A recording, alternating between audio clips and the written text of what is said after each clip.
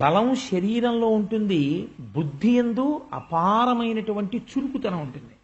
ఈ రెండిటికి మీరు కట్ట వెయ్యలేదనుకోండి, ప్రవహించవలసిన మార్గాన్ని నిర్దేశనం చెయ్యలేదనుకోండి, వాడు విచ్చల విడి అయి తిరుగుతాడు. చాలా ప్రమాదకరమైనటువంటి ధోరణి వైపుకు వెళ్ళిపోతాడు. ఇది ఏమైపోతుందంటే, ఈ ధోరణి అలవాటు పడిపోతుంది మనస్సుకి.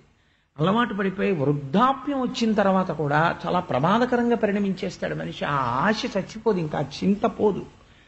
దీనికి మీకు నేను ఈ మధ్యకాలంలో నిజంగా మహాత్ముడు ఎలా వేశాడో నాకు తెలియదు, కానీ నేను ఒక చోట ఒక జోక్ చూశాను. ఆయన చాలా నాకు అనిపించింది, ఈయన ఎవరో చాలా విషయాన్ని అవగాహన చేసుకుని వేశాడు అనిపించింది. ఒక కొడుకు ఒక తీర్థయాత్రకి వెళ్ళి తల్లి తండ్రి వెనకాతల భోజనానికి వస్తుంటే ఆ కొడుకు గబగబా హోటల్లోకి ముందెళ్ళి ఒక 3 టికెట్, భోజనానికి టికెట్ ఎంత, 50 రూపాయలండి అంటాడు. ఒక 200 రూపాయల కాగితం, 200 రూపాయల కాగితాలు ఇచ్చి 3 టికెట్లు ఇవ్వండి అంటాడు. అంటే అతను 3 టికెట్లు ఇస్తాడు. తర్వాత అతను అంటాడు, ఈ 50 రూపాయలు మీరు ఉంచుకుని మా నాన్నగారు భోజనానికి వస్తున్నారు, వారి చేతిలో పెట్టి భోజనం చేయమని చెప్పండి అంటాడు. అంటే ఎందుకు అలా ఏం చెప్పక్కర్లేదు, ఆ 50 రూపాయలు మీరు తీసేసుకోండి, 50 రూపాయలే టికెట్, మీ ముగ్గురికి కొన్నారు కదా, మీ నాన్నగారి చేతిలో పెట్టి భోజనం చేయమని అడగడం ఎందుకు అంటే, మా నాన్నగారికి ఏదో ఒకటి చేతిలో పెట్టకపోతే భోజనం కూడా చేసే అలవాటు లేదు, అలా అలవాటు పడ్డాడు జీవితంలో అని చెప్పాడు కొడుకు. అంటే మీరు ఆలోచించండి, అతని జీవితం, అతని ఉద్యోగం ఎలా గడిచిందో. కాబట్టి అన్నం కూడా ఉత్తినే పెడితే తినడవు, అవతల వాడు ఏదైనా చేతిలో పెట్టి తినమంటే తింటాడు. ఆ స్థితికి వచ్చాడు. ఇప్పుడు వాడు ఉన్నట్ట ఊడిపోయినట్ట అంటే సంస్కృతి యందు మరణించాడు, శరీరము చేత జీవించి ఉన్నాడు. ఇది కంసబుద్ధి. మీకు కంసుడు ఎక్కడో కనపడ్డండి, సిటీ బస్సులో, ఆర్టీసీ బస్సులో, రైల్వే స్టేషన్లో, ట్రైన్లో, ఆఫీసులో, ప్రతి చోట కనపడుతూనే ఉంటాడు. అలా కనపడే వాళ్ళందరూ కంసులే. ఆ మనప్రవృత్తిని మార్చుకోనంత కాలం వాడు కృష్ణుడు కాలేడు, కంసుడుగానే ఉండిపోతాడు. ఎవరి మరణమునకు ఎవరు కర్తలు, ఎవరు చేసినటువంటి కర్మను అనుసరించి, పాపపుణ్యములను అనుసరించి మరణిస్తూ ఉంటారు, లేదా వారికి శుభాశుభములు కలుగుతూ ఉంటాయి. కానీ నేను నిమిత్తం కావడం నా దురదృష్టం, నువ్వు అర్థం చేసుకోగలవు అనుకుంటున్నాను అని చెప్పి ఆ వేదాంతాన్ని అడ్డుపెట్టి ఆ దేవకీ వసుదేవులకి నమస్కరించి వారిని చెరసాల నుంచి విడుదల చేశాడు. ఇది లోకంలో ఉండేటటువంటి ఒక గమ్మత్తైన పోకడ. మీరు గమనించండి, తనకి వేదాంతం పనికిరాదు, తను ఒక కష్టం వచ్చినప్పుడు తట్టుకోవడానికి వేదాంతాన్ని వాడుకోడు, తను ఒక సుఖం వచ్చినప్పుడు ఇది ఈశ్వరానుగ్రహం అని అంగీకరించడానికి వేదాంతాన్ని ఒప్పుకోడు, తన వ్యక్తిత్వాన్ని అభివృద్ధి చేసుకోవడానికి వేదాంతాన్ని ఒప్పుకోడు. వేదాంతాన్ని దేనికి వాడతాడంటే తన తప్పు కప్పిపుచ్చుకోవడానికి వేదాంతాన్ని వాడుతుంటారు. ఇది మీకు చాలా చోట్ల కనపడుతూ ఉంటుంది ప్రపంచంలో. దీన్నే మీరు రాక్షస బుద్ధి అని పిలవలసి ఉంటుంది. అది ఎందుకు వాడతారు అలాగంటే, ఆంతరమైనటువంటి అభివృద్ధి కోసమని ఆ వేదాంతాన్ని లోపల నిలబెట్టుకోరు. అంటే వారికి తెలియదా అంటే ఏదో కొంత తెలిసి ఉంటుంది వేదాంతం, దానికి సంబంధించినటువంటి ఏ కర్మ సిద్ధాంతం ఏదో ఒకటి తెలుసుకుని ఉంటాడు. ఇవన్నీ నా చేతిలో ఉన్నాయండి, ఈశ్వరుడు నడిపిస్తున్నాడు అంటాడు. ఈ మాట అశరీరవాణి పలికినప్పుడు అన్నాడు అనుకోండి, మన చేతిలో ఏముంది బావా, ఒకవేళ నిజంగా అష్టమ గర్భానికి నేను మరణించడం ఖాయమైతే అలాగే, కానీ నా చేతిలో ఉందా జనన మరణములు అని అనుంటే కంసుడికి పరీక్షిత్తుకి తేడా లేకపోను. అప్పుడు అనడు ఈ మాట. ఎప్పుడంటాడు అంటే తన పిల్లలందరినీ చంపేశాక ఇప్పుడు వేదాంతం చెప్తాడు. అంటే ఈ ధోరణి ఎలా ఉంటుందంటే, అవతలవాడు వీరి మాటలు నమ్మి, ఓహో నిజమే కదా, పాపం వీడి తప్పే ఉందని, చాలా మంచివాడని అవతలవాడు అనుకుంటున్నాడని తాను అనుకుంటాడు తప్ప, వీడు దుర్మార్గుడని అవతలవాడు కనిపెట్టేశాడు. వీడికి వేదాంతం ఎందుకు పనికొస్తుందంటే ఇలాంటి వాటికే పనికొస్తుంది. అంటే ఇంకా దారుణం ఏమిటో తెలుసా అండి, కొంతమందికి వేదాంతం ఎందుకు పనికొస్తుందంటే హాస్యానికి పనికొస్తుంది. అది నవ్వులాడుకోవడానికి, లేకపోతే ఇతరమైనటువంటి it's a stock for joke వేసుకోవడానికి అది ఒక సబ్జెక్ట్ వేదాంతం. కానీ అది జీవితంలో ఎప్పుడైనా ప్రమాదాన్ని తీసుకొచ్చిన నాడు అప్పుడు అనిపిస్తుంది, మనం అయ్యో వేదాంతం గురించి చాలా తక్కువ చేసి మాట్లాడాం, దాన్ని మనం సరిగ్గా వాడుకుని ఉండుంటే మన జీవితం వేరొక స్థితిలో ఉండేది అని అనిపిస్తుంది. కాబట్టి కంసుడి ప్రవర్తన చూస్తే మనకి లోకంలో ఉండేటటువంటి చాలా మంది యొక్క నడువడి మన కళ్ళకి కట్టినట్టుగా కనపడుతూ ఉంటుంది. కాబట్టి ఈ మాటలు చెప్పాడు. ఈ మాటలు చెప్పినటువంటి కంసుడు యందు మార్పు వచ్చింది అని మీరు అనుకుంటే, కాబట్టి ఇప్పుడు మళ్ళీ ఎవరు చెప్పారు? అంతకుముందు ఒకసారి చెప్పింది అశరీరవాణి, నమ్మలేదంటే నేను తప్పుకోగలను అని అనుకున్నాడు. ఇప్పుడు శరీరవాణి చెప్పింది. అమ్మవారు కంటికి కనపడుతూనే చెప్పిందిగా, నా సరసంజనించి నిన్ను చంపెడి వీరుడొక్క దశ సంస్కృతి పొందెడు వాడు దుర్మతి అని చెప్పింది. నాతో కలిసి పుట్టి వేరొక చోట పెరుగుతున్నాడు అంది. ఎక్కడ పెరుగుతున్నాడో ఆవిడ చెప్పలేదు, అదో గమ్మత్తు. చెప్పకుండా ఇంకొక చోట పెరుగుతున్నాడు రా, నువ్వు చనిపోవడం ఖాయం అని చెప్పింది ఆవిడ. కాబట్టి ఇప్పుడు నమ్మాలి కదా, తనకి చావు ఖాయము. తను ఎన్ని ప్రయత్నాలు చేశాడు అష్టమ గర్భాన్ని తాను సంహరించగలనని. ఇన్ని ప్రయత్నాలు చేసినా అష్టమ గర్భం జారిపోయి ఇంకొక చోట ఎక్కడో పెరుగుతోంది. అంటే తన మృత్యువును ఏ ప్రయత్నము చేత తాను అధిగమించలేకపోతున్నాడు. ఈ సత్యాన్ని కంసుడు అంగీకరించి ఉంటే కంసుడి జీవితం వేరొక రకంగా మారి ఉండేది.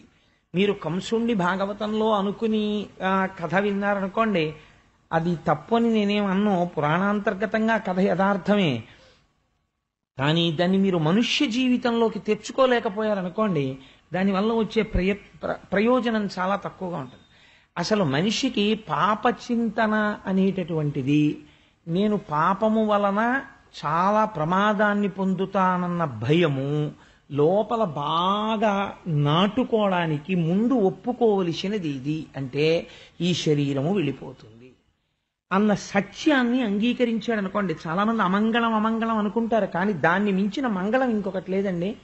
అసలు ఇది కానీ అంగీకరించగలిగాడు అనుకోండి, ఇదే అబద్ధం ఏం చెప్పట్లేదు. తెల్లవారులేస్తే ఎన్నో వెళ్ళిపోతున్నారు, ఎందరో వెళ్ళిపోతున్నారు. కాబట్టి ఒక పరమ సత్యాన్నే మాట్లాడుతున్నాం. వెళ్ళిపోవడం ఖాయం. ఏ శరీరము కూడా ఈ ప్రపంచములో శాశ్వతముగా ఉండిపోయిన శరీరము లేదు. కాబట్టి ఈ శరీరము కూడా వెళ్ళి తీరుతుంది అన్నారనుకోండి, అంటే ఒక భయం ఉంటుంది. ఇప్పుడు మీరు ఏమనుభవించినా ఈ లోకంలో మీరు ఎంత సంపాదించండి, ఏవి పట్టండి, అవన్నీ ఎంతకాలం అనుభవిస్తారు? ఇది ఉన్నంతసేపే. కానీ ఇది పడిపోయాక కూడా వచ్చేవి కొన్నే ఉన్నాయి, రెండే, పాపం పుణ్యం. ఇప్పుడు ఇది పడిపోయినా మనతో వచ్చేవా రెండూ కూడా ఉన్నాయి అని నమ్మగలిగితే పాపం ఎందుకు చేస్తాడు? అసలు లోకం ఎందుకు పాడవుతుందంటే, పురాణం వినడం అనేటటువంటిది ఎప్పుడైతే తగ్గిపోయిందో, ఋషులు చెప్పిన మాటలు ఎప్పుడైతే వినడం పోయిందో, ఆనాడు లోకం పాడైపోతుంది. కారణం ఏమిటంటే, నది ఉండడం తప్పు కాదు, కానీ నదికి పల్లపు ప్రాంతంలో గట్టు చాలా గట్టిగా కట్టబడి ఉండాలి. పల్లపు ప్రాంతంలో గట్టు కట్టలేదనుకోండి నదికి, అది నది యొక్క దోషం కాదు. ఆ నది పొంగి పొరలుతుంది వర్షాకాలంలో. అప్పుడు దాని స్వభావం ఊళ్ళని ముంచెత్తుతుంది. యువకులుగా ఉండగా ఒంట్లో ఓపిక ఉన్నప్పుడు బలం శరీరంలో ఉంటుంది, బుద్ధి యందు అపారమైనటువంటి చురుకుతనం ఉంటుంది. ఈ రెండిటికి మీరు కట్ట వెయ్యలేదనుకోండి, ప్రవహించవలసిన మార్గాన్ని నిర్దేశనం చెయ్యలేదనుకోండి, వాడు విచ్చలవిడి అయి తిరుగుతాడు. చాలా ప్రమాదకరమైనటువంటి ధోరణి వైపుకు వెళ్ళిపోతాడు. ఇది ఏమైపోతుందంటే, ఈ ధోరణి అలవాటు పడిపోతుంది మనస్సుకి. అలవాటు పడిపోయి వృద్ధాప్యం వచ్చిన తర్వాత కూడా చాలా ప్రమాదకరంగా పరిణమించేస్తాడు మనిషి. ఆ ఆశ చచ్చిపోదు, ఇంకా చింత పోదు.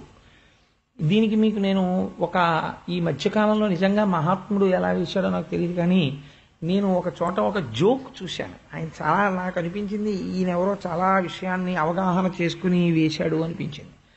ఒక కొడుకు ఒక తీర్థయాత్రకి వెళ్ళి తల్లి తండ్రి వెనకాతల భోజనానికి వస్తుంటే ఆ కొడుకు గబగబా హోటల్లోకి ముందెళ్ళి, ఒక 3 భోజనానికి టికెట్ ఎంత? 50 రూపాయలండి అంటాడు. ఒక 200 రూపాయల కాగితం, 200 రూపాయల కాగితాలు ఇచ్చి 3 టికెట్లు ఇవ్వండి అంటాడు. అంటే అతను 3 టికెట్లు ఇస్తాడు. తర్వాత అతను అంటాడు, 50 రూపాయలు మీరు ఉంచుకుని మా నాన్నగారు భోజనానికి వస్తున్నారు, వారి చేతిలో పెట్టి భోజనం చేయమని చెప్పండి అంటాడు. అంటే ఎందుకు అలా ఏం చెప్పక్కర్లేదా, 50 రూపాయలు మీరు తీసేసుకోండి, 50 రూపాయలే టికెట్, మీ ముగ్గురికి కొన్నారు కదా, మీ నాన్నగారి చేతిలో పెట్టి భోజనం చేయమని అడగడం ఎందుకు? అంటే మా నాన్నగారికి ఏదో ఒకటి చేతిలో పెట్టకపోతే భోజనం కూడా చేసే అలవాటు లేదు, అలా అలవాటు పడ్డాడు జీవితంలో అని చెప్పాడు కొడుకు. అంటే మీరు ఆలోచించండి, అతని జీవితం, అతని ఉద్యోగం ఎలా గడిచిందో. కాబట్టి అన్నం కూడా ఉత్తినే పెడితే తినడవు, అవతలవాడు ఏదైనా చేతిలో పెట్టి తినమంటే తింటాడు. ఆ స్థితికి వచ్చాడు. ఇప్పుడు వాడు ఉన్నట్ట ఊడిపోయినట్ట అంటే సంస్కృతి యందు మరణించాడు, శరీరము చేత జీవించి ఉన్నాడు. ఇది కంసబుద్ధి.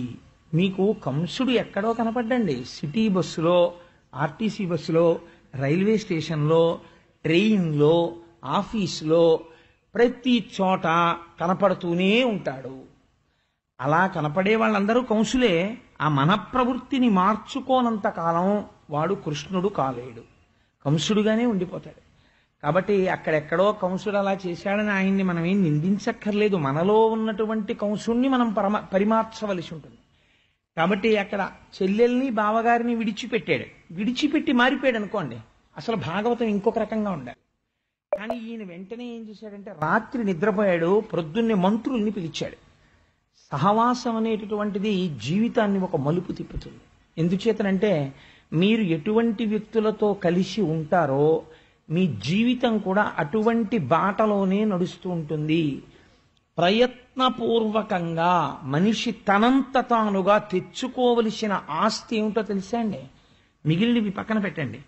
ఆ ద్రవ్యం ఏముందండి, ఇక్కడ రాసి ఉంటే వెంటబడి వస్తుంది, దాని గురించి పెద్ద బాధ ఏం లేదు. మీ ప్రయత్నంతో మీరు చేసుకోవలసింది ఏమిటో తెలుసా? ఎవరో ఒక మహాపురుషుడితో, భగవత్ సంబంధము కలిగినటువంటి వాడితో పరిచయం ఉండాలి. మీరు వారి ఇంటికి వెడితే వారు ఆదరణతో పేరు పెట్టి రండి అని పిలిచి కాసేపు మీతో గడపగలిగినంత చనువు మీరు సంపాదించుకోగలగాలి. వారు మీ ఇంటికి రావాలి, వచ్చి కాసేపు మీతో మాట్లాడాలి. అదొక్కటి సాధిస్తే మిగిలింది వారే చేసేస్తారు. ఎందుకో తెలుసా అండి, సహవాసం చాలా గొప్పది. యువతల ఎద్దు ఎటువంటిదైనా యువతల ఎద్దు సక్రమంగా లాగితే తప్పదు, ఈ ఎద్దు కూడా నడుస్తుంది. ఆయనతో కలిసి తిరగ్గా తిరగ్గా తిరగ్గా తిరగ్గా ఆ మనిషి యొక్క ప్రభావం యువతల వాళ్ళ మీద పడిపోతుంది. పడిపోయి చాలా తేలిగ్గా మారతాడు. ఎన్ని గ్రంథాలు చదివితే వచ్చే మార్పు కన్నా, తనంత తాను కష్టపడితే వచ్చే మార్పు కన్నా, ఒక సత్పురుషుడితోటి కలిసి తిరిగినటువంటి సహవాసం చాలా తొందరగా మార్చేస్తుంది మనిషిని. పూతన, తృణావర్తుడు, లేకపోతే ధేనుకాసురుడు, గార్ధపాసురుడు, ఇలాంటి వాళ్ళందరినీ పిలుస్తాడు. రాజా రాక్షస రూపేణ, వ్యాఘ్రరూపేణ మంత్రిణ, సేవకా శ్వానరూపేణ, యథారాజా తథా ప్రజ. రాజు దుర్మార్గుడై, దౌర్భాగ్యుడై, చెయ్యరాని పనులన్నీ రాజే చేస్తున్నాడు అనుకోండి, ప్రజలకు భయం ఎందుకుంటుంది? ఎవ్వడు భయపడ్డాడు. రాజా రాక్షస రూపేణ, రాజు రాక్షసుడిగా ఉన్నాడు. వ్యాఘ్ర రూపేణ మంత్రిణ, రాజు యందు రాక్షసత్వం ఉన్నప్పుడు పక్కన సత్పురుషులు చేరరు. కాబట్టి ఎవరు చేరారు? వ్యాఘ్ర రూపేణ మంత్రిణ, పెద్ద పులులు లాంటి మంత్రులు చేరారు. సేవకా శ్వానరూపేణ, తోడేళ్లలాంటి సేవకులు చేరారు. ఆయన అలా ఉన్నాడు కాబట్టి యథారాజా తథా ప్రజ, అలాంటి ప్రజలు తయారయ్యారు. ఇప్పుడు ఆ రాజ్యం ఎలా ఉంటుందో మీరు ఆలోచించండి. అది మధుర అయి కూర్చుంది. అంటే మధురముగా తిప్పుతూ ఇంద్రియముల యొక్క సుఖాన్ని మాత్రమే అది కోరుతుంది. కాబట్టి అటువంటి సభ నుంచి ఎటువంటి తీర్మానాలు వస్తాయి అని మీరు ఆశ్చర్యపోవక్కర్లేదు. అక్కడ మాట్లాడుకునే వాళ్ళందరూ అటువంటి వాళ్లే చేరుతారు, అటువంటి వాళ్లే మాట్లాడతారు. కాబట్టి అటువంటి సభల్లో ఉండే వాళ్ళ మాటలు ఎలా ఉంటాయని పోతన గారు, వ్యాసుల వారు అప్పుడే దర్శనం చేసి ఎంత గొప్పగా మాట్లాడారో చూడండి. నిజంగాను ఈ విషయాన్ని కంసుడు అందరినీ కూర్చోపెట్టి చెప్పాడు. ఎర మీ అందరూ చూశారు, నిన్నను నేను ఆ బిడ్డని చంపబోయాను. ఆవిడ వెంటనే స్త్రీగా మారి పైకి వెళ్ళిపోయింది. వెళ్ళిపోయి, నువ్వు తొందరలో మరణించబోతున్నావు, నిన్ను చంపేవాడు నాతో కలిసి పుట్టి వేరొక చోట పెరుగుతున్నాడని చెప్పింది. నాకు కొంచెం భయంగా ఉంది. అసలు చిత్రం ఏమిటంటే, అనవసరమైన దాని గురించే భయం. చాలా మంది అంటారు, ఒక మాట అంటుంటారు, అదేంటి ఏమిటో చచ్చిపోయాక ఏమిటోనండి, అరే పొద్దున్న ఎలా ఉంటుందో అని భయం అంటారు. నేను ఎక్సలెంట్ స్టేట్మెంట్ ఒకటి తత్వవిధానంద సరస్వతి మహారాజ్ దగ్గర విన్నాను. అంటే ఆయన కోడిఫై చేయడంలో, వాక్య నిర్మాణంగా మార్చడంలో, when you meet with death your responsibility is immediately over. మరణమును వ్యక్తి పొందగానే అయిపోయిందంతే వాడి బాధ్యత. ఎందుకంటే ఇంకా శరీరాన్ని తీయడం కూడా ఎవరూ తీయక్కలేదు. ఎవరూ తీయకపోతే కుక్క ఇడుచుకుపోయినా దానికి ఏం బాగుండదు. ఎవరిది పూచి ఆ శవాన్ని తీయడం? తన పూచి కానే కాదు, ఇంకా తాను చేసేది ఏదీ లేదు, అన్నిటికీ ఫుల్ స్టాప్ పడింది. తన శరీరం కూడా తాను తీయక్కర్లేదు. ఇలా పడుకున్నావేమిట్రా, ఒంటి మీద బట్ట కూడా సరిగ్గా లేకుండా అని అడిగేవాడు ఉండొచ్చు పడుకున్నప్పుడు. చచ్చిపోయిన తర్వాత అదేమిట్రా ఆ శవం అలా ఉండొచ్చా అండి, అలా చచ్చిపోయాడు ఏంటండి ఆయన, ఎవడ అడగడం. ఆ చావు ఆయన చేసుకున్న పాప ఫలితము అలా వచ్చిందంటారు అంతే. కానీ కాబట్టి ఇప్పుడు ఆ శవానికి సంబంధించినటువంటి ఉత్తర క్రియలన్నీ ఎవరివి? ఇంకోళ్ళవి. దాని గురించి అసలు నీకు వర్రీ ఎందుకు? అసలు అనవసరపు విషయం అది. అది నీ సబ్జెక్టు కానే కాదు. దాని గురించి వర్రీ అవుతూ ఉండడం ఎంత అనవసరపు వర్రీ చూడండి అది. కాబట్టి ఇప్పుడు ఆయనకి భయం అంతా ఎక్కడంటే మరణం రాకూడదని. ఎంత భయపడినా వచ్చి తీరుతుంది కదా. కాబట్టి మీరు దాన్ని అంగీకరించగలిగారనుకోండి సంతోషం. ఒక సత్యాన్ని అంగీకరించగలిగితే, సర్వీసులో జాయిన్ అవగానే ఒక విషయం తెలుసు, నాకు 60 ఏళ్ళు వస్తే నేను రిటైర్ అయిపోతాను. నేను ఏసీ 2 టైర్ రిజర్వేషన్ చేయించుకున్నా, నేను కాకినాడలో ఎక్కాక నాకు తెలుసు నేను తిరుపతి వస్తే దిగిపోతాను ట్రైన్లోంచి అని. నేను మా తమ్ముడింటికి వెళ్ళి 4 రోజులు ఉంటే నన్ను వాడు ఎంత పువ్వుల్లో పెట్టి చూసినా మా అన్నయ్య వచ్చాడని పొంగిపోయి, నేను కూడా మర్చిపోయినటువంటి నాకు ఏవిష్టమో వాడు పట్టుకొచ్చి మా మరదలతో వండించి పెడుతుంటే నేను మనుగుడు పల్లుళ్ళ మా తమ్ముడింట్లోకి వచ్చిన హాయిగా తిన్నప్పుడు కూడా నాకు తెలుసు 4 రోజుల తర్వాత నేను వెళ్ళిపోతాను ఇక్కడి నుంచి. ఇవన్నీ అంగీకరిస్తావు, పరమ సత్యాన్ని అంగీకరించావు, అక్కడ అజ్ఞానం వస్తుంది కదా. కాబట్టి వాడు అంగీకరించకపోవడంలో ఉంది అజ్ఞానం అంతా. అది కంసుడి ఎందే అంటే పొరపాటు. 10 మాటలు నేను ఆ విషయాన్ని సభ యందు పెట్టాను. కాబట్టి ఈ సేవకులందరూ ఏమంటున్నారు, అజ్ఞానులైన వాళ్ళందరూ ఏం మాట్లాడతారంటే ఇదిగో ఇదే మాట్లాడతారు. సంస్కారం వైపుకి నడపరు. ఋషులు మాత్రమే సంస్కారం వైపుకి నడుపుతారు, గురువు ఒక్కడే సంస్కారం వైపుకి నడుపుతాడు. కాబట్టి వాళ్ళన్నారు, ఇట్లయిన దడయ నీటికి పట్టణముల మందలందు పల్లెల నెల్లన్ పుట్టిడి పెరిగిడి శిశువుల పట్టి వధించదము మమ్ము పంపు మధీష. ఓష్, ఈ మాత్రానికి భయపడిపోతారేంటండి రాజుగారు, భలేవారే. మీ ధాటికి బ్రహ్మ దగ్గరో విష్ణు దగ్గరో పరమశివుడి దగ్గరో దేవతలందరూ దాక్కున్నారు వెళ్ళి. మీ శక్తి అంటే మామూలుదా? ఏది, మీరు ఒక్క ఉత్తరం ఇవ్వండి మాకు, మేమేం చేస్తామో తెలుసా? పట్టణాలు, పల్లెలు, జనపదాలు, మందలు ఇవన్నీ తిరిగేసి కొత్తగా పుట్టిన పిల్లల్ని, పళ్ళొస్తున్న పిల్లల వరకు చంపేస్తాం. ఇంకెక్కడ పెరుగుతున్నాడు అంటే, ఇప్పుడు ఈ భయం ఇంతకు ముందు ఎక్కడి వరకు వెళ్ళింది? మొట్టమొదటి భయం 8వ కొడుకుని చంపుతాను చాలు. ఆ తర్వాత ఎక్కడి వరకు వెళ్ళింది? ఎందుకైనా మంచిది 1వ వాడి నుంచి చంపేస్తాను. ఆ తర్వాత ఎక్కడికి వెళ్ళింది? ఊళ్ళో వాళ్ళందరినీ చంపేస్తాను. ఎంత ఆశ్చర్యమో చూడండి. ఇవన్నీ ఎందుకు? తనొక్కడు బతికిపోవడానికి. బ్రతికాడా కంసుడు ఇన్ని చేస్తే? కాబట్టి ఒత్తికొనుచురాని జనదెత్తిన రోగముల రిపుల ఇంద్రియములను ఉత్పత్తి సమయముల చెరుపక మెత్తన కారాదు రాదు మీద జయించు. ఇదే వేదాంతం చెప్పడం అంటే. చాలా ఆశ్చర్యంగా ఉంటుందండి. రాక్షసులు చెప్పిన వేదాంతం నిజంగా ఎవ్వరూ చెప్పలేరు, అంత బాగా చెప్తారు వాళ్ళు వేదాంతం. కానీ వచ్చిన దోషం వల్ల ఎక్కడంటే, ఎప్పుడెప్పుడు వాళ్ళకి ప్రయోజనం కలగాలో అప్పుడప్పుడు చెప్తారు ఆ వేదాంతం, వాళ్ళ ఆచరణలో పెట్టదండి. కాబట్టి ఇప్పుడు వాళ్ళు ఏం చెప్పారో తెలుసా అండి? రాజా, 3 ఉపేక్షించకూడదు. ఏమిటో తెలుసా? రోగం మొదలైంది శరీరంలో అని తెలియగానే బాగా ఎదగని చూద్దాం అనకూడదు. రోగం పుట్టగానే డాక్టర్ గారి దగ్గరికి వెళ్ళి దాన్ని ఆప్ చేసేయాలి, ఇంకా పెరగకుండా చేయాలి. రెండోది దేన్నో తెలుసా? శత్రువుని. పెరగని చూద్దాం అనకూడదు, శత్రువు అని తెలిస్తే చంపేయాలి. మూడోది ఎవరో తెలుసా? ఇంద్రియాలని. ఇంద్రియాల యొక్క సుఖాలకి శరీరాన్ని అలవాటు పడనివ్వకూడదు. ఇంద్రియాల సుఖాలని అడుగుతుంటేనే ఇంద్రియాలని నిగ్రహించాలి. వాడు నిజంగా ఈ విషయం వాడికి వంట పట్టిందనుకోండి, ఇంద్రియాల గురించి, పిల్లల్ని ఎందుకు చంపుతాడండి వాడు? చెప్పడానికే పనికొచ్చే వేదాంతం ఇది రాక్షసులకి.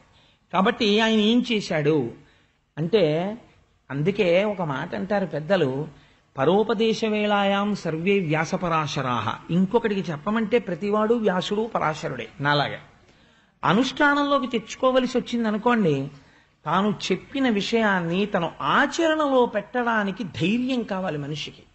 దానికి దీక్ష ఉండాలి. అది ఉన్నవాడు తప్ప ఆచరణలో పెట్టలేడు. ఎవడు పెడుతున్నాడో వాడు ధన్యుడు. ధన్యత్వం పొందేది ఆచరణ చేత, నోటి మాట చేత కాదు. కాబట్టి మనం ఈ మూడింటిని ఉపేక్షించకూడదు. కాబట్టి రోగం లాంటిది, ఇంద్రియ లౌల్యము లాంటిది, కాబట్టి శత్రువులు, కాబట్టి పిల్లలందరినీ చంపేస్తాం. మాకు ఆనతి. ప్రధానమైన శత్రువు నువ్వు గతంలో కాలనేమిగా ఉండగా శ్రీ మహావిష్ణువు సంహరించాడు నిన్ను. రాజా, నీకు ఒక గొప్ప రహస్యం చెప్పేస్తాను ఇవాళ. ఇప్పటికీ కూడా నిన్ను పిల్లడి రూపంలో వచ్చి ఎవరు చంపుతారో తెలుసా? విష్ణువే చంపుతాడు. విష్ణువు యొక్క మూలాన్ని తీసేసాం అనుకో, విష్ణువుకి శరీరం ఉంటుంది కదా. చంపేయడం అంటే ఏంటంటే శరీరాన్ని చంపేయడం, ఆత్మను ఎవడు చంపలేడు. కాబట్టి శరీరాన్ని చంపేయాలి. శరీరం ఏమిటి? శ్రీ మహావిష్ణువుకి ఆయన అంతటా ఉంటాడు. కాబట్టి ఇప్పుడు ఏది శరీరం? ఎన్ని చంపుతారు మీరు అంటే వాళ్ళు అన్నారు, వాళ్ళకి తెలివితేటలు ఎంత గొప్పగా ఉంటాయో చూడండి. ప్రబలంగా విష్ణువు ఎక్కడ ఉంటాడో అక్కడ తీసేయాలి. ఎక్కడెక్కడ తీసేద్దామంటే అమరశ్రేణికి నెల్ల చక్రిమ కరుండా చక్రి ఏ ధర్మమందమరన్ గోవులు భూమిదేవులు దితి క్షామ్నాయ కారుణ్య సత్యములున్ యాగ తపో దమంబులును శ్రద్ధా శాంతులున్ విష్ణుదేహము అన్నింటిని సంహరించిన అతడంతంబును పొందెడి. ఎవరెవరు సత్యం మాట్లాడుతున్నారో, ఎవరు జపం చేస్తున్నారో, ఎవరు ఈశ్వరుణ్ణి నమ్ముతున్నారో, ఎవరు ప్రశాంతంగా ఉంటున్నారో, ఎవరు తపస్సు చేస్తున్నారో, అగ్నికార్యం చేస్తున్నారో, ఎవరు వేదం చదువుకుంటున్నారో, ఎక్కడ ఆవులున్నాయో, ఎక్కడ దూడలున్నాయో, ఎక్కడెక్కడ హోమాలు జరుగుతున్నాయో వీటన్నింటినీ నాశనం చేసేస్తే విష్ణు అన్నవాడు లేకుండా పోతాడు. అప్పుడు ఇంకా మనకు అసలు శత్రువేడి. అందుకని ఇవన్నీ కూడా నాశనం చేసేస్తాం ప్రభో, మాకు అనుజ్ఞ ఇవ్వండి అన్నాడు. ఇప్పుడు పిల్లలను చంపడం కూడా అయిపోయింది. ఎక్కడికి వెళ్ళాడు అంటే ఈ పాపానికి అసలు అంతు లేదు. ఎంత స్థితికి వెళ్ళిపోతున్నాడో చూడండి. రాక్షసత్వం అనేది మీరు బాగా గుర్తుపెట్టుకోండి, పుట్టుక యందు లేదు. కంసుడు పుట్టుక చేత ఇంత రాక్షసుడు కాడు. రాక్షసత్వము దేని నుంచి వస్తోంది? అంగీకరించవలసిన సత్యమును అంగీకరించకపోవడంలో రాక్షసత్వం వస్తుంది మనిషికి. సత్యమును అంగీకరించాడు అనుకోండి, దైవత్వం వస్తుంది. ఇప్పుడు నా వల్ల ఒక పొరపాటు జరిగింది అనుకోండి, ఉత్తర క్షణం నేను అమ్మా నన్ను క్షమించండి అమ్మా నాది పొరపాటు అయింది అని అనుకోండి, దేర్ ఎండ్స్. అవతల వాళ్ళు ఒకవేళ నేను క్షమార్పణ చెప్పినా, నన్ను నిందించారనుకోండి, నింద చేసినా, నిజమే నా వల్ల పొరపాటు జరిగింది కదా, నేను క్షమార్పణ చెప్పిన వారికి ఎంత బాధ కలిగిందో నన్ను అంటున్నారు, కాబట్టి ఇది నాకు ఆశీర్వచనమగుగాక అని నేను తల ఉంచుకున్నాను అనుకోండి, ఒక 10 నిమిషాలు నా యందు దైవత్వం ఉంటుంది. నేను చేసిన తప్పుని ఎలా సమర్థించుకుందామని ప్రయత్నం మొదలెట్టాను అనుకోండి, మొదలెట్టి జ్ఞానకలునిలోని శారదయోలే ఇంకొక 10 తప్పుల్ని దాని మీద చేశాననుకోండి, నాలోంచి రాక్షసత్వం పెరగడం మొదలవుతుంది. ఇదే అక్కడ జరిగినటువంటి విశేషం. కాబట్టి ఇప్పుడు ఏం చేస్తున్నాడు కంసుడు అంటే, విష్ణువుని సంహరిస్తున్నానని అడ్డు పెట్టుకుని తపస్సు చేసే వాళ్లతో మొదలుపెట్టి పసిపిల్లలు, అగ్ని, సత్యము, ధర్మము, ద్యుతి, దమము, శాంతి వీటన్నిటినీ నాశనం చేయడానికి ఒడిగట్టాడు. ఇప్పుడు వాళ్ళు ఏం చేస్తున్నారు అంటే, ఇలాంటి స్థానాలు ఏమున్నాయో అలాంటి వాటిని వెతికి వెతికి చంపేస్తున్నారు. ప్రతి ఊరు రావడం, ప్రతి ఊరు వచ్చి ఈ ఊళ్ళో ఇతపూర్వము యజ్ఞం చేసిన వాళ్ళెవరో పేర్లు చెప్పండి అని రాసుకోవడం. యజ్ఞాలు చేసిన వాళ్ళెవరు, యజ్ఞానికి సహకారం చేసిన వాళ్ళు, దానికి కాంట్రిబ్యూషన్లు ఇచ్చిన వాళ్ళు, రిసీట్ పుస్తకాల కౌంటర్ ఫైల్స్ తీసి వాళ్ళని చంపేయడం. ఇంతకుముందు ఈశ్వరుణ్ణి ద్వేషించిన వాడెవడో, ప్రసాదం పెడితేనే తిన్నవాడెవడో, తిననన్నవాడెవడో, ఏ ఈశ్వరుడి అనుగ్రహంతో పుట్టాడో, ఏ ఈశ్వరుడి అనుగ్రహంతో పెరిగాడో ఆ ఈశ్వరుణ్ణి తిడుతున్నవాడెవడో వాడికి పూలదండేయడం. కాబట్టి ఇప్పుడు ఏమవుతుంది అంటే, అదే రాక్షస రాజ్యము. కాబట్టి ఏమవుతోంది, అలాంటి ప్రవృత్తి పెరిగిపోయింది. వేదాన్ని నిరసించేవాళ్ళు, భగవంతుడిని ద్వేషించేవాళ్ళు, యజ్ఞయాగాది క్రతువుల్ని ధ్వంసం చేసేవాళ్ళు పెరుగుతున్నారు. ఈశ్వరారాధన చేసేవాళ్ళు, ఇలాంటి వాళ్ళు నశించిపోతున్నారు. ఇది చేస్తే ఏమైంది అంటే, తన అంతరించవలసిన కాలము తనకి దాపురించుచున్నది. పాపం బాగా జరిగితే తప్ప ఈశ్వరుడు సంహరించడు. ఒకరి సర్టిఫికెట్ని బేస్ చేసుకుని ఆయన ఎవరిని చంపడు. ఆయన చూస్తాడు, పాపము పండిపోతే ఇంకా ఎన్ని అవకాశాలు ఇచ్చినా మారకపోతే అప్పుడు తీసేస్తాడు ఆయన.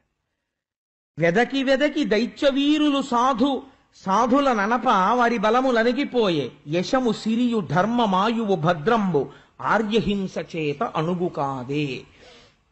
నాకైతే అనిపిస్తుంది, చిన్నపిల్లలు ఏ 3వ క్లాస్కో 4వ క్లాస్కో వచ్చినటువంటి మనవలు ఇంట్లో ఉన్నటువంటి ప్రతి ఇంట్లో తాతగారు ఈ పద్యాన్ని రాసి వాడు పడుకునేటటువంటి బెడ్రూమ్లో పోతనగారి భాగవతంలో కొన్ని పద్యాలు పిల్లల బెడ్రూమ్లో అంటించాలి. అసలు అంటిస్తే వాడు వచ్చి రాని తెలుగుతోటి ఇది చదివి తాతయ్య గారండి ఈ పద్యానికి అర్థం ఏమిటండి అని ఏదో ఒక రోజున అడుగుతాడు.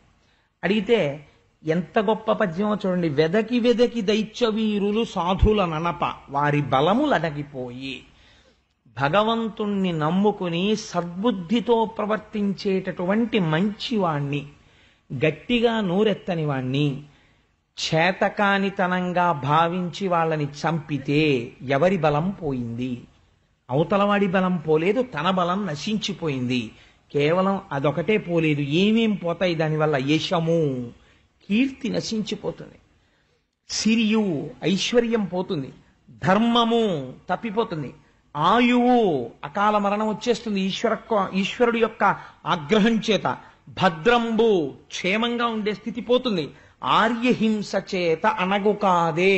నీకవన్నీ ఉండాలంటే భగవంతుణ్ణి నమ్మిన వాళ్లతో మర్యాదగా ఉండడం నేర్చుకో. భగవంతుణ్ణి నమ్మిన వాడి పట్ల నువ్వు అమర్యాదతో ప్రవర్తిస్తే ఈశ్వరుడి ఆగ్రహానికి వెంటనే గురైపోతావు. ఇంకా 5 నిమిషాలు ఆలోచించాడు. తన పట్ల అపచారం చేసిన వాళ్ళని ఉపేక్షిస్తాడు. తనని నమ్మిన వారితో చాలా హాస్యంతో గౌరవం లేకుండా ప్రవర్తించాడు అనుకోండి, ఉత్తర క్షణం బుద్ధి చెప్పేస్తాడు ఈశ్వరుడు. అందుచేత ఆర్యహింస చేత అనగు కాదే, వారి జోలికి వెళ్ళరాదు. పోతన గారు తీర్పు చెప్పారు. అక్కడ మళ్ళీ ఒక్కసారి ఆ డయాస్ మీదకి వెళ్ళండి. నందవ్రజంలో కృష్ణ భగవానుడు పెరుగుతున్నారు. పోతన గారు అంటారు, ఆయన అసలు జన్మించవలసినటువంటి అవసరం లేనివాడు. వేదం అంటోంది అజాయమానో బహుధా విజాయతే. జన్మించవలసినటువంటి అవసరము లేనివాడు అనేకమైనటువంటి జన్మలను పొందుచున్నాడు. దేని కొరకు అంటే, ఒకటి భక్తుల పట్ల పొంగిపోయి ఈ పని చేస్తాడు. మీకు నేను ఒక ఉదాహరణ చెప్పనండి, ఎక్కడదో కాదు, భాగవతంలోంచే చెప్తాను. వృష్ణి సుతపుడు ఒక్కసారే తపస్సు చేశారు, 12,000 దివ్య సంవత్సరాలు. నిన్నను చెప్పాను. శ్రీమన్నారాయణుడు ప్రత్యక్షం అయితే నీలాంటి కొడుకు కావాలి అని అడిగారు. ఎన్ని జన్మలు కొడుకుగా పుట్టాడు? 3 జన్మలు పెట్టాడు. ఆయనకు అవసరం ఏమిటి 3 జన్మలు పుట్టవలసిన అవసరం? అంటే ఈశ్వరుడు ఎంత లొంగిపోతాడో చూడండి. ఆ తపస్సుకి లొంగి 3 మాటలు వాళ్ళకి కొడుకుగా పుట్టాడు. అంటే 3 తరాలు వాళ్ళకెవరు? శ్రీమన్నారాయణుడే కొడుకు. కాబట్టి ఇప్పుడు మీరు నన్ను స్మరిస్తూ నన్ను కొడుగ్గా భావన చేస్తూ మోక్షం పొందేయండి అన్నాడు.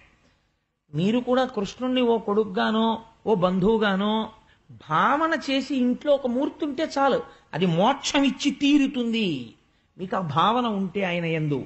కాబట్టి ఏ పాములెరుగక ఏ పారుమేటికి పశుల కాపరి ఇంట పాము కలిగి, ఏ కర్మయును లేక వెలయునొక్కటికి జాతకర్మంబులు సంభవించే, ఏ తల్లి చనుబాలు ఎన్నడెరుగని ప్రోఢ తల్లి యశోద చనుల పాలు త్రావనిరిగే, ఏ హాని వృద్ధుల నిరుగని బ్రహ్మంబు పొదివిటిలో వృద్ధి పొందనుంది, ఏ తపములనైన ఎలమి పండని పంట పల్లవీజనముల వాడ పండి, ఏ చదువులనైన ఇట్టిట్టిదన రాని అర్థము అవయవముల యందు అందముంది. ఏమి పద్యం అండి పోతన గారిది! పరబ్రహ్మం యొక్క కారుణ్యం అంటే ఏమిటో చెప్తున్నారు ఆయన. నేను ఇక్కడ పుట్టలేదే అని ఆయన అనలేదుట. ఆయన ఏమంటున్నారంటే పోతన గారు, ఏ పాములెరుగక ఏ పారుమేటికి పశుల కాపరి ఇంట పాము కలిగే. అసలు జన్మనెత్తవలసినటువంటి అవసరం లేనివాడు జన్మని స్వీకరించినప్పుడు పశువుల్ని కాసేవాళ్ళ ఇంట్లో పుట్టాడు. సరికదా, ఏ కర్మయును లేక వెలయునొక్కటికి జాతకర్మంబులు సంభవించే. ఆయనకి ఏ కర్మ లేదు, తాను చేసే పని అన్నది ఆయనకి ఏదీ లేదు, విహిత కర్మాచరణం. అటువంటి వాడికి జాతకర్మ చేస్తున్నారు. ఎంత విచిత్రం! ఆయనకి నామకరణం చేయడం, జాతకర్మ చేయడం, అన్నప్రాశన చేయడం, ఇవన్నీ ఆయనకి చేస్తున్నారు. ఏ తల్లి చనుబాలు ఎన్నడెరుగని ప్రోఢ తల్లి యశోద చనుల పాలు త్రావనిరిగే. ఆయన కన్నా ముందున్నవాడు ఎవడూ లేడు, ఆయన తర్వాత ఉండేవాడు లేడు. కాబట్టి ఆయన ఎప్పుడూ తల్లిపాలు తాగి ఎరగడు. అటువంటి వాడు ఇవాళ ఆశ్చర్యంగా యశోదాదేవి ఒడిలో పడుకుని యశోదాదేవి యొక్క చన్నుల నుంచి స్రవించినటువంటి పాలు త్రాగుతున్నాడు. ఎంత ఆశ్చర్యం! పరబ్రహ్మం యొక్క అనుగ్రహం నిజంగా. ఆ యశోద ఎంత పుణ్యం చేసుకుందో, ఆనాడు పాలిచ్చి పెంచింది. ఈనాడు కూడా ఆ యశోదని మీరు చూడాలనుకుంటే వెంకటాచలంలో వెంకటరమణుడి సన్నిధానంలో ఇప్పటికీ పిల్లవాడికి అన్నీ జాగ్రత్తగా వండుతున్నారో లేదో వంటశాలలోకి చూస్తూ ఒకళమాతగా కూర్చున్నది. కాబట్టి ఏ తల్లి చనుబాలు ఎన్నడెరుగని ప్రోఢ తల్లి యశోద చనుల పాలు త్రావనిరిగే, ఏ హాని వృద్ధుల నిరుగని బ్రహ్మంబు పొదివిటిలో వృద్ధి పొందనుంది. ఆయనకి హాని తెలియదు, వృద్ధి తెలియదు. ఆయన ఒకనాడు ఉండడం, ఒకనాడు లేకపోవడం, పెరగడం, తరగడం ఇలాంటివి ఆయనకేం ఉండవు. అలాంటి వాడు ఆశ్చర్యంగా అమ్మ ఒళ్ళో పెరుగుతున్నాడు రోజు రోజుకి. ఎంత చిత్రమైనటువంటి విషయం. అందుకని ఏ తపములనైన ఎలమి పంటని పంట వల్లవీజనముల వాడ పండే, ఎంత తపస్సు చేసినా చూడడానికి వీలు కానటువంటి మూర్తి ఇవాళ ఏమీ చేత కానటువంటి గోపకాంతల ఇళ్లల్లో పెరిగి పెద్దవాడయ్యి ఆడుకుంటున్నాడు. మహా అయితే భగవంతుడు ప్రత్యక్షమైతే స్వామి నువ్వు ఇక్కడ వెలిసి ఉండు అంటే ఒక మూర్తిగా వెలసి ఉంటాడు. అంతేకాని వాళ్ళింట్లో వీళ్ళింట్లో ఆడుకుంటూ ఈ ఊళ్ళో తిరుగుతూ ఉంటాను అనడగా.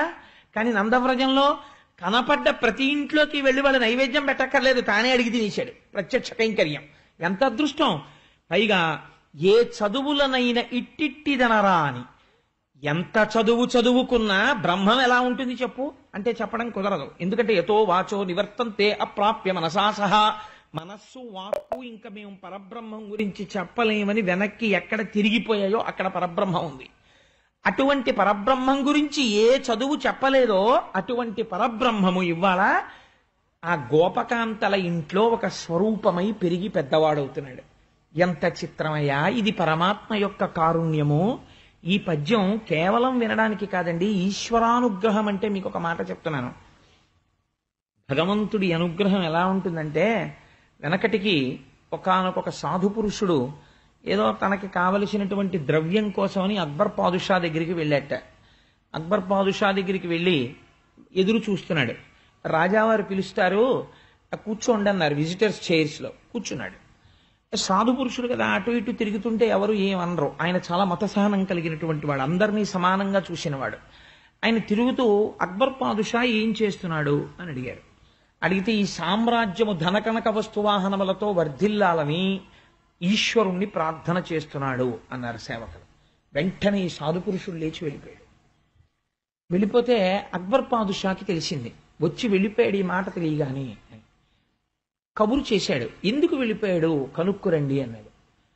నేను సాధు పురుషుణ్ణి, నేను ఈశ్వరార్చన చేసేవాణ్ణి. నేను ద్రవ్యం కోసం అక్బర్ దగ్గరికి వెళ్ళాను. ఆ అక్బర్ కూడా ద్రవ్యం కోసం ఈశ్వరుణ్ణే ప్రార్థిస్తున్నాడు. అది నేను ప్రార్థించచ్చుగా, నేను ఎందుకు వెళ్ళినట్టు, అందుకని వెనక్కి వచ్చేసాను అన్నాడు. ఎంత చిత్రంగా ఉంటుందో చూడండి. ఏదైనా ఎక్కడి నుంచి వస్తుంది? ఈశ్వరానుగ్రహంలోంచే వస్తుంది. భగవంతుడు ఒక మాట అనుకున్నాడు. నేను తరచూ మీకు ఒక మాట చెప్తూ ఉంటాను. చంద్రశేఖర పరమాచార్య స్వామి వారికి ఒక లక్షణం ఉండేది. 1 కోటి రూపాయలు పట్టుకొచ్చి ఒకరు అక్కడ పెట్టి, అయ్యా ఈ 1 కోటి రూపాయలతో మీరు ఏదైనా ఇది కట్టండి అంటే నేను అలా కట్టననేవారు. నేను అలా కట్టను. కటిక పేదవాడు కూడా తనకి తోచినది 5 పైసలు ఈ హుండీలో వేయండి, వేస్తే ఈ డబ్బంతా పట్టుకెళ్ళి గుడి కట్టి నేను అందులో అభిషేకం చేస్తాను, దర్శనం చేసుకోండి అనేవారు. ఎందుకనంటే ఆ గుడి ఎంతకాలం ఉంటుందో అంతకాలం, గుడి ఎంతకాలం ఉంటుంది, ఈ సనాతన సంప్రదాయం ఎంతకాలం ఉంటుందో అంతకాలమో గుడి ఉంటుంది. ఎంతకాలము గుడి ఉంటుందో అంతకాలము ఈ భక్తులందరికీ కూడా వరం ఇవ్వాలి. అది జగదాచార్యులంటే. ఇప్పుడు ఏమైంది, ఆ గుడిలో పావలా వంతు పడినా సరే ఆ గుడికి ఎవరైనా వెడితే వెళ్ళి దర్శనం చేసుకుని అక్కడ జరిగిన ఆరాధనలో 6వ వంతు పుణ్యం వాళ్ళ ఖాతాలో పడుతుంది. ఇక్కడ రామాయణం జరిగితే, ఇక్కడ భాగవతం జరిగితే ఇంత ఇరుక్కుని కూర్చుని విన్న భక్తుల యొక్క శ్రద్ధకి అయ్యప్ప స్వామి వారు పొంగిపోయి వీళ్ళందరికీ నేను ఒక శాశ్వత పుణ్య నిధిని ఇవ్వాలి. ఎలా ఇస్తాననుకున్నారు? 200 మంది 1200 రూపాయలు ఇవ్వండి, మీ పేరు మీద రాటేసి ఆచ్ఛాదన మంటపం కడతా ఉన్నారు. ఇవాళకి నాకు మూర్తి గారు స్టేజ్ దగ్గరికి వస్తుంటే చెప్పారు, 200 దాటిపోతోందండి అంటున్నారు. అంటే ఈశ్వరుడు ఏం చేశాడు? మీ మనస్సుల్లో చొరబడి తనకి ఆచ్ఛాదన మంటపం ఒకటి ఇక్కడ కట్టించుకుంటున్నాడు. ఎందరో ఆయన భక్తులు రేపు ఆచ్ఛాదన మంటపంలో కూర్చుంటారు. వృద్ధులు కూర్చునే కుర్చీలు తెప్పించుకుంటున్నాడు. పేరు ఉంటుందా? ఎవరి పేరు ఉండదు. కానీ ఎవరెవరి పేర్లు ఇక్కడ పెట్టుకోవాలో ఆయనకి తెలుసు. కానీ 1200 రూపాయలు ఇవ్వలేకపోయాను అనుకోండి, అప్పుడు నా పేరు గుర్తుండదా, అప్పుడు నాకు ఆ పుణ్యం లేనట్ట అని మీరు అనుకోకండి. అలా ఎవరు ఇవ్వలేకపోయారో నేనంటున్నాను, నిజంగా 1200 రూపాయలు ఇవ్వలేకపోయిన వాడెవడో వాడే అయ్యప్ప స్వామికి బాగా దగ్గరైన వాడు. ఎందుకో తెలుసా అండి, స్వామి 1200 రూపాయలు ఇవ్వలేకపోయాను, ఈ మాట ఎప్పుడైనా నా స్థితి 12 లక్షలైనా సరే ఇవ్వగలిగే స్థితిని నాకు ఇయ్యని వాడు ఆర్తితో ప్రతిక్షణం అడుగుతాడు. కాబట్టి వాండే దగ్గర పెట్టుకుంటాడు పరమాత్మ. నేనంటున్నాను, ఇచ్చిన వాళ్ళకన్నా ఇవ్వని వాళ్ళు 2 మెట్లు పైకెక్కి ఉన్నారు. మీరేం బెంగ పెట్టుకోకండి, నేను సత్యం చెప్తున్నాను. అంటే ఇచ్చిన వాళ్ళని నువ్వు చిన్నబుచ్చావా, నేను చిన్నబుచ్చలేదు.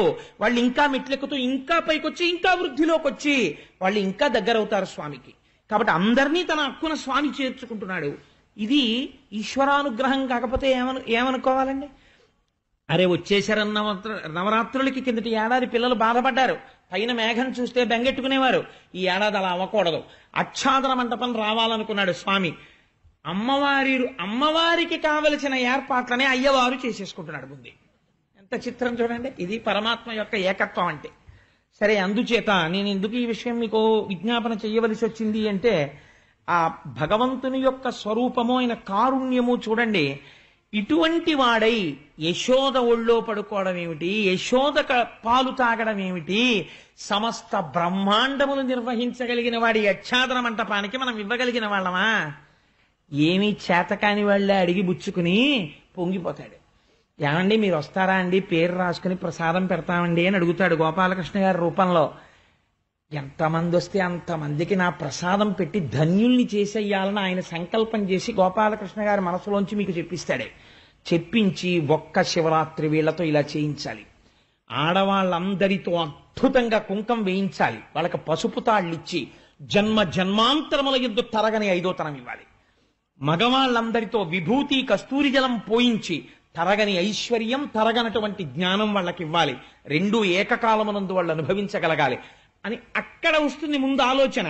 అది ప్రసరణం అవుతుంది, ఒక వాక్కు ద్వారా వస్తుంది. కాబట్టి ఇప్పుడు ఏమవుతోంది, ఆయన చేతకాక చేయించుకుంటున్నాడా, అనుగ్రహించడానికి చేయించుకుంటున్నాడా? ఇదే అనుగ్రహం అంటే. అందుకే యశోద కడుపున పుట్టి ఇది అంతులేని అనుగ్రహం. యశోద ఒళ్ళో పడుకుని యశోద పాలు తాగాడు. తాగినందుకు ఏం చేశాడు? అంత వెంకటాచలంలో తెల్లవారు లేస్తే మన అందరం వెళ్ళి ఒక్క 5 నిమిషాల స్వామిని ఇలా చూస్తే బాగుండండి అనుకుంటాం.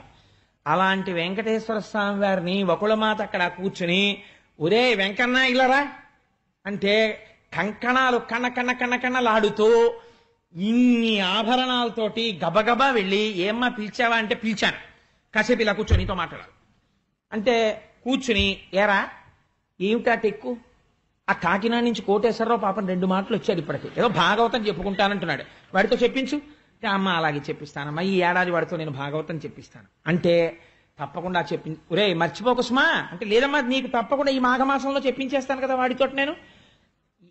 ఎంత అధికారం అండి! మనందరినీ శాసించేవాడు ఏమైపోయాడు? ఇలా వెళ్ళి ఒకళ్ళ మాట దగ్గర, అలాగేనమ్మా నేను చేసేస్తానమ్మా, తప్పకుండా చేసేస్తానమ్మా అంటున్నాడు.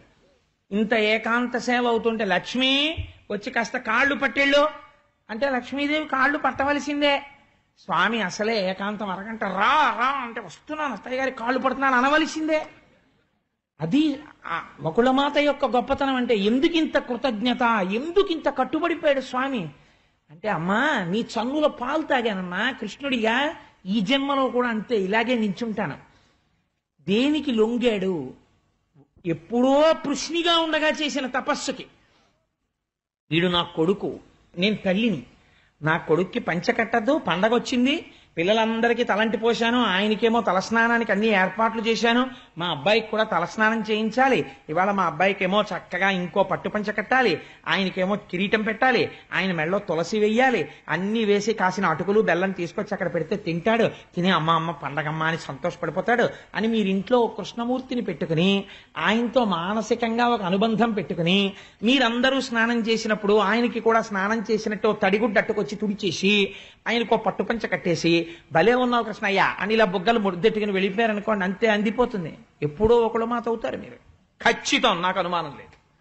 కాబట్టి ఇది ఈశ్వరుడి యొక్క అనుగ్రహం అంటే. దాన్ని ఆవిష్కరించే ప్రయత్నం చేస్తున్నారు పోతన గారు. లేకపోతే భాగవతం ఎందుకు మనస్సుకు ఆలంబనం అవుతుంది? వినండి వినండి వినండి అంటారండి అందులో దశమస్కందాన్ని.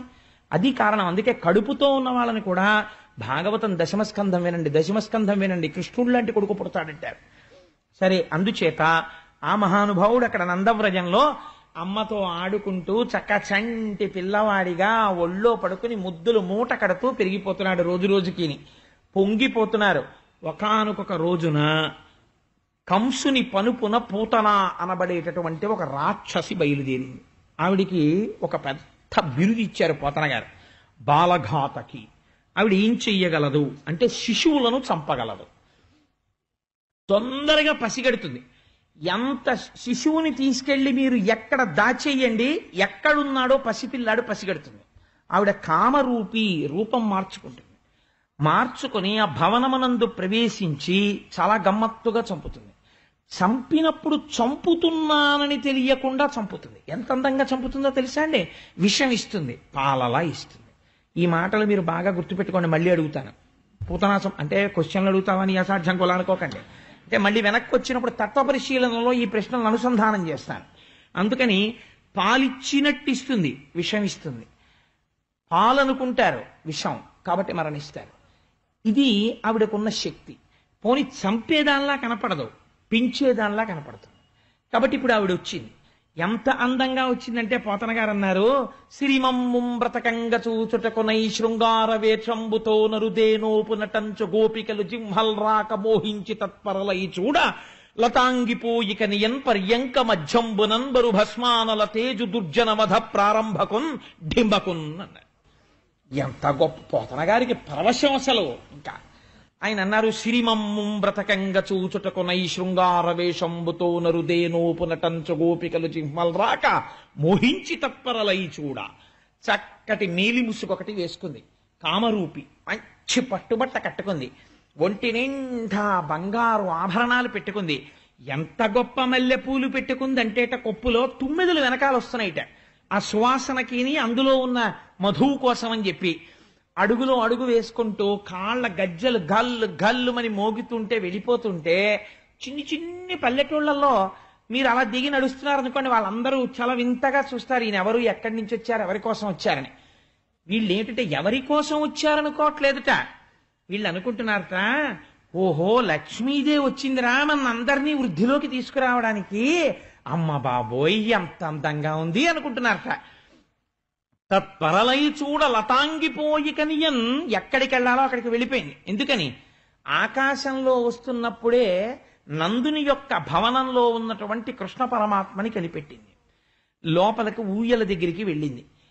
తత్పరలై చూడ లతాంగిపోయికనియన్ పర్యంక మధ్యంబునన్ బరు భస్మానల తేజు దుర్జనవధ ప్రారంభకున్ ఢింబకున్. నివురుగప్పిన నిప్పు ఎలా ఉంటుందో, ముట్టుకుంటే కాలుస్తుంది ఆ నిప్పు, అలా ఏమీ చేత కానటువంటి పసిపిల్లాళ్ళ ఇంకా తాను ఏ అవతార ప్రయోజనాన్ని సిద్ధింపచేసుకోవడానికి కృష్ణుడిగా వచ్చాడో అలా ఇంకా రాక్షస సంహారానికి బోణీ కొట్టడానికి పడుకున్నటువంటి కృష్ణుణ్ణి చూసింది అంటే చెప్పేశారు పోతన గారు. అదేంటి? పూతన మరణించి తీరుతుంది. అది ఆ రచనా వైశిష్ట్యం కొంతమందికే ఉంటుంది. అది అలాంటి మాటలు అందరూ వెయ్యలేరు. అది మహానుభావులైనటువంటి వారికి మాత్రమే పడతాయి.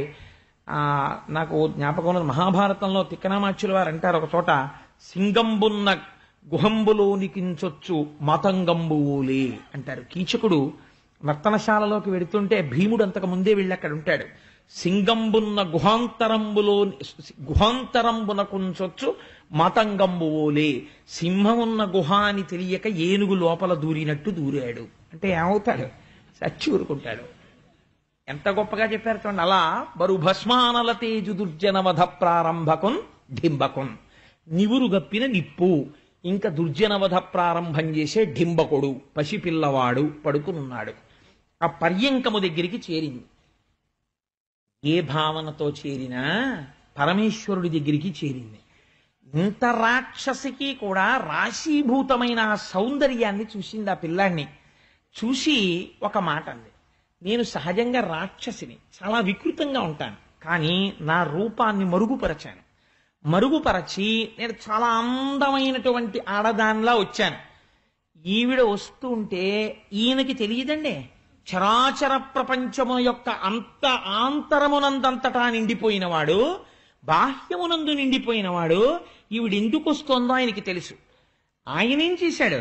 ఆలోకేశ్వరుడా చరాచర విభుండా బాల గోపాలుడా బాలధ్వంసిని గొంతు గంటిడి వెసన్ బాలెంత చందంబునన్ పాలిండ్లన్ విషమూని వచ్చుట మదించింతించి లోనవ్వుచున్ కాలంగేలక దల్పరాణి కరణిన్ కన్మోక్షి గుర్పెట్టుచున్. కాలు చెయ్యి ఇలా పొట్ట కింద పడిపోతే చెయ్యి తీసుకోవడం కూడా చేత కానటువంటి పిల్లవాడిలా ఆలోకేశ్వరుడా చరాచర విభుండా బాల గోపాలుడు, చరాచర జగత్తునంతా నిండి ఉన్నటువంటి పరమాత్మ ఏమీ తెలియని వాడిలా గుర్పెట్టుచన్ లో నవ్వుచన్. లోపల వచ్చేసావా, ప్రారంభమా అని లోపల నవ్వుకుంటూ, ఏం అదృష్టమో, రామావతారంలోనూ ఆడదే తాటక, కృష్ణావతారంలోనూ ఆడదే పూతన, నాకెప్పుడూ ఆడవాళ్లతోనే మొదలేమో దుష్ట సంహారం అనుకుని ఓ నవ్వు నవ్వుకుని గుర్పెట్టుచన్ ఓ దొంగ గుర్రోటి మొదలు పెట్టాడు. పిల్లల గుర్రు చాలా గమ్మత్తుగా ఉంటుంది. పెద్దవాళ్ళు గుర్రు పెడితే చికాకు వస్తుంది. ఏమిటంటే బాబా గుర్రు అంటారు. పిల్లలు గుర్రు పెట్టారనుకోండి ఇంటిల్లిపాది వచ్చి చూస్తారు, వాడు చూడండి ఎలా గుర్రు పెడుతున్నాడో అని. అందుకని ఆయన చిన్ని గుర్రు పెట్టి నిద్రపోతున్నాడు. ఈవిడ దగ్గరికి వచ్చి చూసింది ఉయ్యాల దగ్గర. ఎంత రాక్షసైనా అందానికి వశపడిపోయింది. వశపడిపోయి తెలియకుండానే ఒక మాట అంది, నేను ఇంత అందంగా ఎందుకు వచ్చానో తెలుసా? నీ అందం తీసేయడానికి వచ్చాను. ఇంత అందగాడివి నా పాలు తాగితే ఏమైపోతావో తెలుసా? ఎందుకు పనికి రాకుండా అయిపోతావు. అందుకే నాచనుబాలొక గుక్కెడు ఓ చిన్ని కుమార త్రాగు మొయ్యన పిదపన్ని చెలువ మెరుగవచ్చును నా చెలువము సఫలమగును నలిన దలాక్ష. యశోదాదేవి కన్నులు అంత అందంగా ఉంటాయట, తామర రేకుల్లా ఉంటాయట. అమ్మ పోలికి వచ్చింది ఆయనకి. అందుకని నలిన దలాక్ష ఆవిడ అలాగే పిలిచింది తెలియకుండా. తామర రేకుల వంటి కన్నులున్న పిల్లాడా, ఎంత అందంగా ఉన్నావురా. ఇంత అందం చటుక్కున మాయమైపోతుంది. ఏది? నా చనుబాలొక గుక్కెడు ఓ చిన్ని కుమార త్రాగు మొయ్యన పిదపన్ నా చెలువ మెరుగవచ్చును. నా అందం ఏమిటో అప్పుడు చదువు గాని, నీ చెలువము సఫలమగును, నీ అందానికి సార్థకత వస్తుంది, దా తాగు అని గబగబా ఉయ్యాలలో ఉన్న పిల్లాన్ని తీసుకుని ఒళ్ళో పెట్టుకుని స్తన్యం వాడి నోట్లో పెట్టబోతోంది. ఎక్కడో లోపల పని చేసుకుంటున్నారు రోహిణి యశోదాదేవిని. వాళ్ళు చూశారు. చూసి, అయ్యయ్యో అదేమిటమ్మా మా పిల్లవాడికి పాలిస్తున్నావు, అలా ఇవ్వకు, మా పిల్లవాడు అన్య స్త్రీల యొక్క క్షీరమును స్వీకరించాడు, ఆగు ఆగంటున్నారు. ఆవిడ స్తన్యమంతా విషమే కాబట్టి ఒక్కసారి ఆ విషాన్ని పిల్లవాడి నోట్లో పెడితే చాలు అనుకుంది. అని గబగబా పిల్లవాడిని తీసి ఒళ్ళో పెట్టుకుని వాడి ముఖం ఇలా ఇలా తిప్పి ఎలా అయినా సరే ఆ స్తన్యం నోట్లో పెట్టే ప్రయత్నం చేస్తాను. ఈయన ఎంత తెలివితేటలైన ప్రయత్నం చేశాడంటే, పోతన గారు లైవ్ టెలికాస్ట్ ఇచ్చారండి. జీవితంలో ఒక్కసారి ఇక్కడ అలా దర్శనం అయితే చాలు పాపాలు విరిగిపోతాయని. మేల్కొన్న చెరుగున మెల్లన కను విరిచి క్రీగంట చూచుచు గిదిసి నీల్గి ఆవులించుచు చేతులకసంబున జాజి ఎదుగిలియో కన్న యోజనూది బిగుచన్ను కవకేళ కబళించి పీడించి గొక్కకు గుటుకు గుటుకు మనుచు ఒక రెండు గ్రుక్కలను విధ ప్రాణముల సైతము మేనిలో సత్వమెల్ల త్రావె నదియును గుండెలు తల్లడిల్ల ఇతర బాలుర క్రియవాడవివు కాదు చన్ను విడువుము చాలు ననుచు. లైవ్ టెలికాస్ట్ ఇచ్చారు శబ్దంతో క్యాన్వాస్ గీసి మహానుభావుడు. మేల్కొన్న తెరగున మెల్లన కను విచ్చి క్రీగంట చూచుచు గిదిసి నీల్గి ఆవులించుచు బాగా నిద్రపోతున్న పిల్లాన్ని ఏదో ఆ పిల్లాడి పుట్టినప్పటి నుంచి ఎప్పుడొచ్చి అన్నయ్య నీ కొడుకుని చూస్తానరా, ఎప్పుడొచ్చి అన్నయ్య నీ కొడుకుని చూస్తానరా అని చెప్పి ఆర్తితో ఉన్న మేనత్త ఆ పిల్లాడు పుట్టినటువంటి ఓ నెల 15 రోజులకో ఎప్పుడు అమెరికా నుంచి వచ్చింది అనుకోండి, పిల్లాడు గాఢ నిద్రలో ఉన్నా సరే ఉయ్యాల నుంచి లేపేసి అత్తయ్య ఒళ్ళో పడుకోబెట్టి, ఏంటి ఎవరే నాన్న నీకోసం వచ్చాను రా, అంత దూరం నుంచి ఏది ఇలా చూడు అని ఇలా బుగ్గలు అన్నారనుకోండి, వాడు ఇంకా లేచి లేవనట్టుగా ఒక్కసారి ఇలా కళ్ళు విప్పి ఇలా మూసేసి ఓ పెద్ద ఆవలించి ఆ చేతులు ఆకాశంలోకి ఎత్తి ఓసారి ఇలా ఒళ్ళు కుదిపి మళ్ళీ పడుకున్నట్టే మేల్కొన్న తెరగున మెల్లన కనువిచ్చి క్రీగంట చూచుచు గిదిసి నీల్గి ఆవులించుచు చేతులాకసంబున జాచి ఒదిగిలి కొన్న యోజనూది ఏమీ తెలియని వాళ్ళ ఆవలించాడు, ఇలా చూశాడు, మళ్ళీ నిద్ర వచ్చేసిన వాళ్ళ ఇలా కళ్ళు మూసేశాడు, ఇలా పడుకున్నాడు, మళ్ళీ కళ్ళు విప్పాడు. అబ్బా తాగక తప్పదా అన్నట్టుగా చూసి, ఏంటమ్మా ఈ పాలు తాగడం నిద్రలో అని విసుక్కుని, అయినా తాగడం అలవాటైపోయిన వాళ్ళ అమ్మ స్తన్యం తాగినట్టే ఆ స్తన్యాన్ని తన బుజ్జి బుజ్జి వేళ్లతో ఇలా పట్టుకుని గుటుకు గుటుకు మనుచు, గుటుక్కుమని వినపడిందిట. పిల్లలు చాలా గమ్మత్తుగా ఉంటుంది, వాళ్ళకి తెలిసి తెలియక మంచి గాఢ నిద్దట్లో తాగుతుంటే అని గుటక వినపడుతుంది. అలా ఆ గుటుకు గుటుకు మనుచు పోతన గారు ఎక్కడ వరకు విన్నారో చూడండి. కృష్ణుడి కంఠంలోకి దిగుతున్న పూతన పాలని విన్నారు ఆయన. గుటుకు గుటుకు మనుచు ఒక 2 గుక్కలు తాగారంతే. నువిద ప్రాణముల సైతము మేనిలో సత్వమెల్లా, గుండెలలో ప్రాణాల దగ్గర నుంచి ఆవిడ శరీరంలో ఉన్న శక్తినంతటిని లాగేశారు 2 గుక్కల్లో. ఇప్పటి వరకు తాగు తాగు అండమే తప్ప వదులు వదులు అండం ఆవిడికి తెలియదు. ఇప్పుడు ఈవిడేమంటోంది, మేనిలో సత్వమెల్ల త్రావెనదియును గుండెలు తల్లడిల్లా, ఇతర బాలుర క్రియవాడవివు కాదు, చన్ను విడువుము విడువుము చాలు ననుచు, వదలరా బాబోయ్ అంటోంది ఆవిడే. పట్టి విడువరాదు నా చేయి, పట్టుకుంటే వదులుతాడైనా. తాగేశాడు.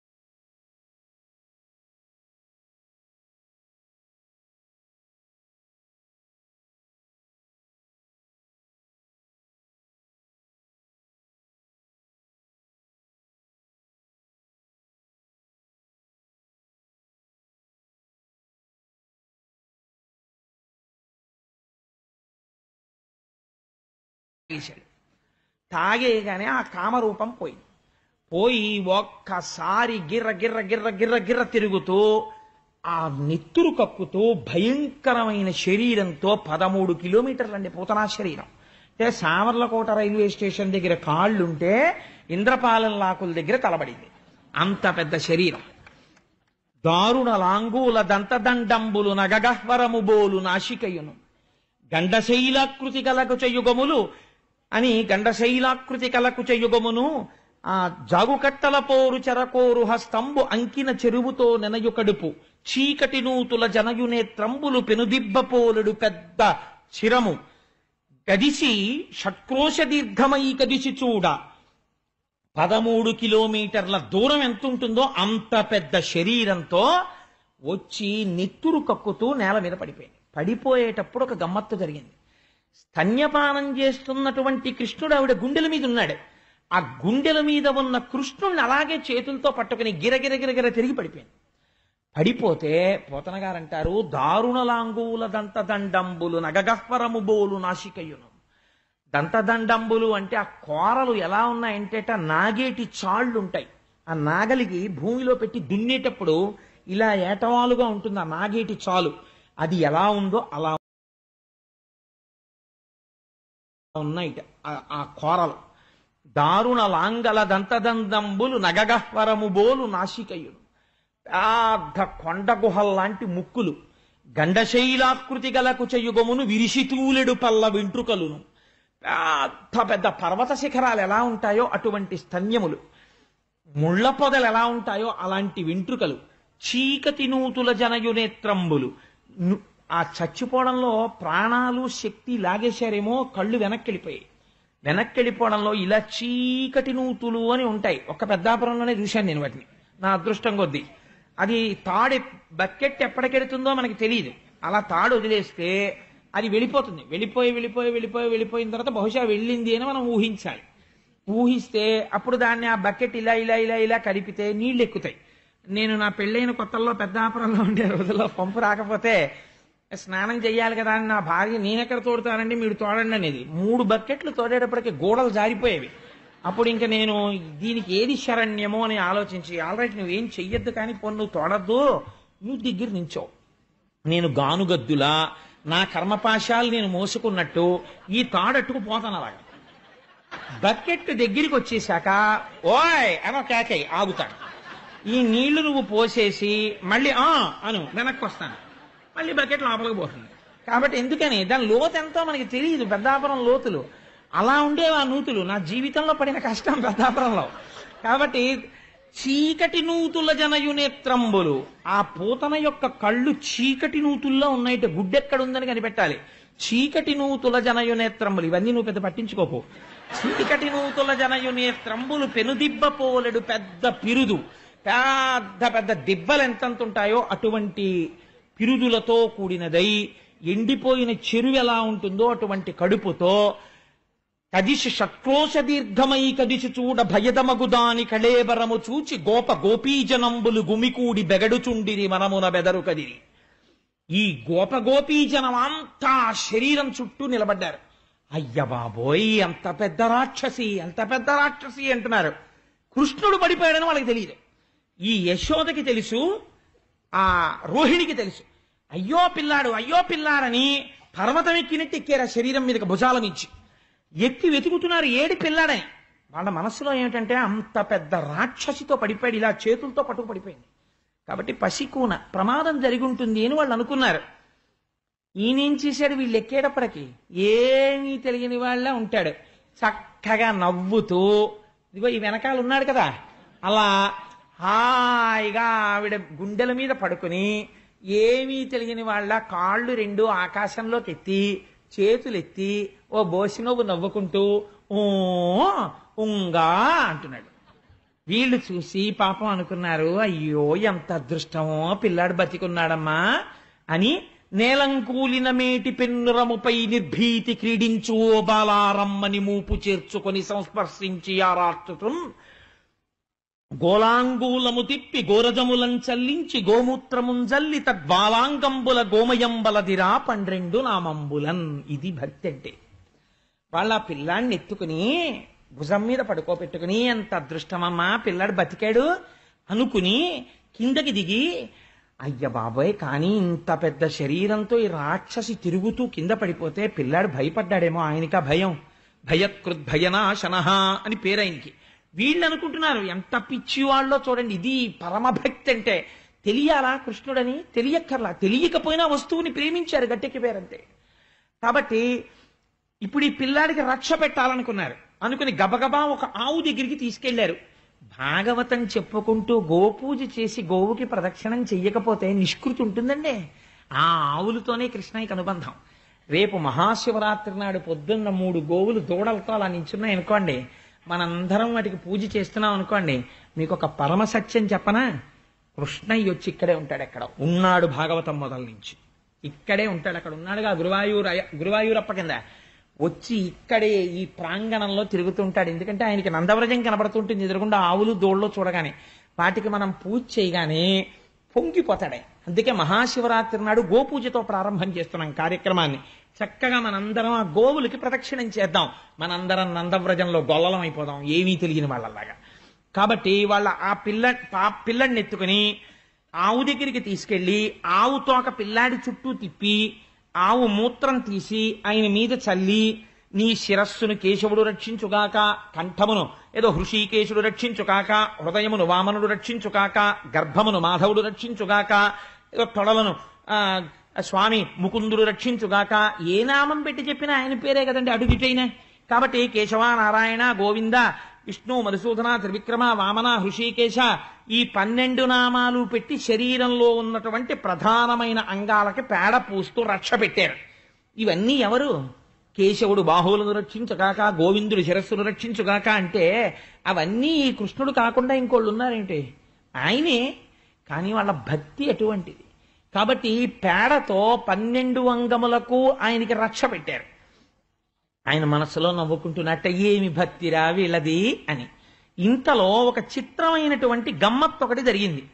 ఈ నందవ్రజం నుంచి ఈ పూతన రావడానికి పూర్వము బయలుదేరి వసుదేవుడు మధుర వెళ్ళాడు. దేనికి అంటే కంసరాజుకి ఈయన సామంతుడు కాబట్టి కప్పం కట్టాలి ప్రతి ఏడాది. ఆ కప్పం కట్టడం కోసమని ధనాన్ని తీసుకుని వెళ్ళి కంసుడికి కప్పం కట్టేసి మధురలోనే ఉన్నాడు కదా అని వసుదేవుడిని చూడ్డానికి వెళ్ళాడు. వెళ్ళి ఆ వసుదేవుడి దగ్గరికి వెళితే వసుదేవుడు అన్నాడు, ఇది మిత్రత్వం అంటే ఎంత ప్రేమ